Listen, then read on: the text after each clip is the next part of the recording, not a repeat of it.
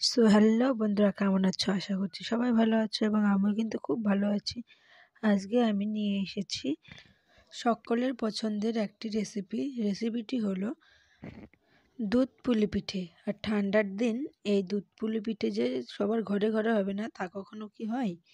তার জন্য আমি কিন্তু দুধ পুলি পিঠে বানানোর জন্য কড়াইয়ে কিন্তু জল গরম করে নিয়েছি। খুব ভালো করে জলটা গরম করে নেওয়ার পর সেইখানে কিন্তু একটু লবণ দিয়ে দিয়েছিলাম। আর এর মধ্যে এখন আমি দিয়ে দিলাম চালের আটা। চালের আটাটা দিয়ে কিন্তু আমি ভালো করে এখন মিশিয়ে নেব। ভালো করে মিশানো হয়ে যাওয়ার পর দেখো, এখন কিন্তু এটাকে আমি একটি ডো বানিয়ে নেব। তার জন্য আমি এখন একটু এটাকে ভালো করে মাখিয়ে নিচ্ছি। এখন ভালো করে কিন্তু এটাকে মিশিয়ে আমি একটা ডো তৈরি করে নেব।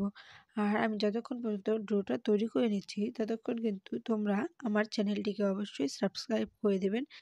আর এর পরবর্তী ভিডিও পেতে কিন্তু তাহলে তোমাদের খুবই সুবিধা হবে। তো তারপরে দেখতে পাচ্ছ আমি কিন্তু এখন এটাকে ভালো করে মাখিয়ে নিচ্ছি। যতক্ষণ পর্যন্ত একটা গোল শেপ না করব ততক্ষণ পর্যন্ত কিন্তু ভালো করে মিশিয়ে নেব। আর একটু একটু করে চালের আটা কিন্তু আমি দিয়ে দিচ্ছি, তাহলে কিন্তু জিনিসটা কিন্তু একদম ভালোভাবে মাখা কিন্তু হয়ে যাবে। না হলে কিন্তু ভালো করে না মাখা হলে কিন্তু পিঠাগুলো বানাতে কিন্তু একদমই অসুবিধা হবে। তার জন্য কিন্তু আমি ভালো করে এটাকে মাখিয়ে নিচ্ছি। আর হাতে লেগে যাচ্ছে বলে আমি কিন্তু এখানে চালের আটা দিয়ে দিচ্ছি।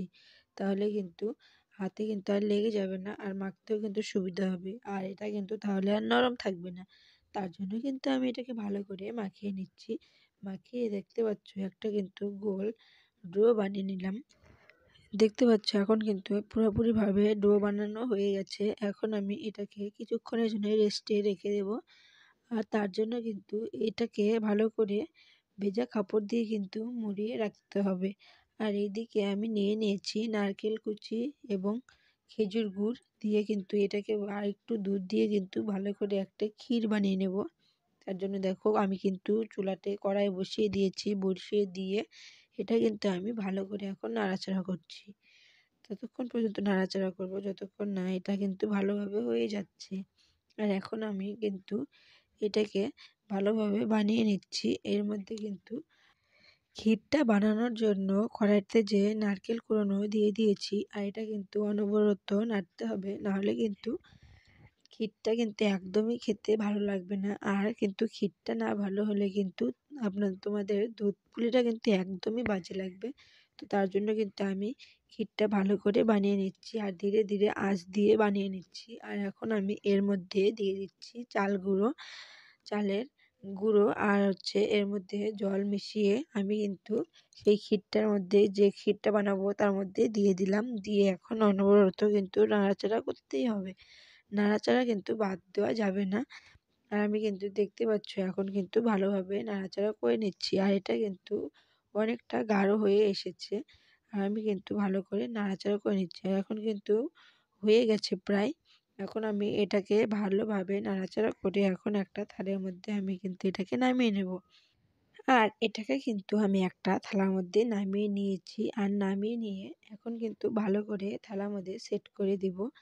কারণ এটা কিন্তু এখন ঠান্ডা হওয়ার জন্য আমি এখন এটাকে রেখে দিচ্ছি। আর কিছুক্ষণ রেখে দিচ্ছি আমি এটাকে ঠান্ডা হওয়ার জন্য। আর ঠান্ডা হওয়ার পর কিন্তু আমি এগুলোকে বানিয়ে নেব। আর এখন আমি দুধটা একটু কড়াইয়ের মধ্যে ঢেলে নিলাম। ঢেলে নিয়ে এখন এটাকে একটু হালকা গরম করে নেব। গরম করে নিয়ে আমি কিছুক্ষণের জন্য এটাকে রেখে দেব।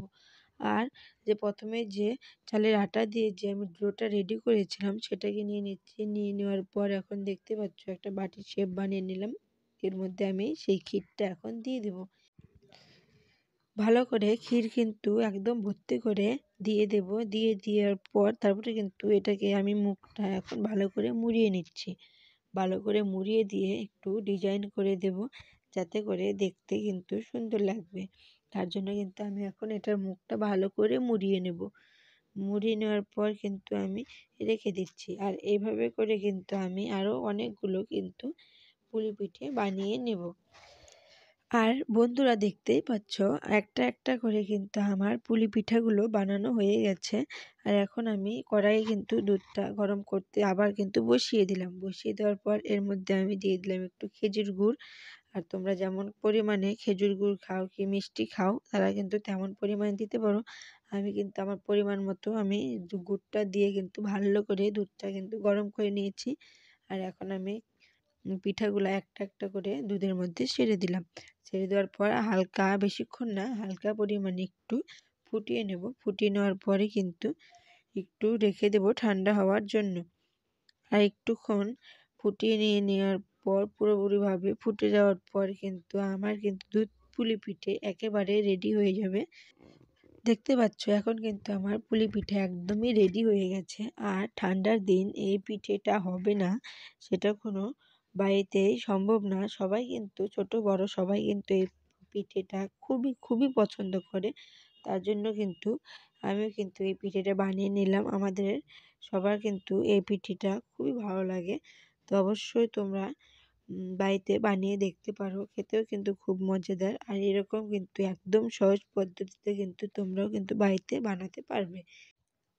আর এখন আমি পিঠেটাকে কিন্তু উনান থেকে এখন নামিয়ে দেব। নামিয়ে কিন্তু কিছুক্ষণের জন্য রেখে দিয়েছিলাম ঠান্ডা হওয়ার জন্য।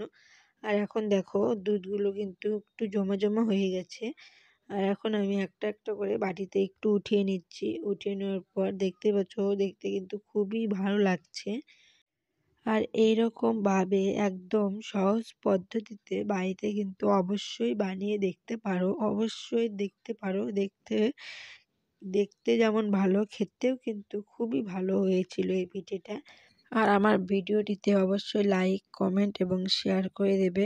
আর আমার চ্যানেলটিকে সাবস্ক্রাইব করে দেবেন।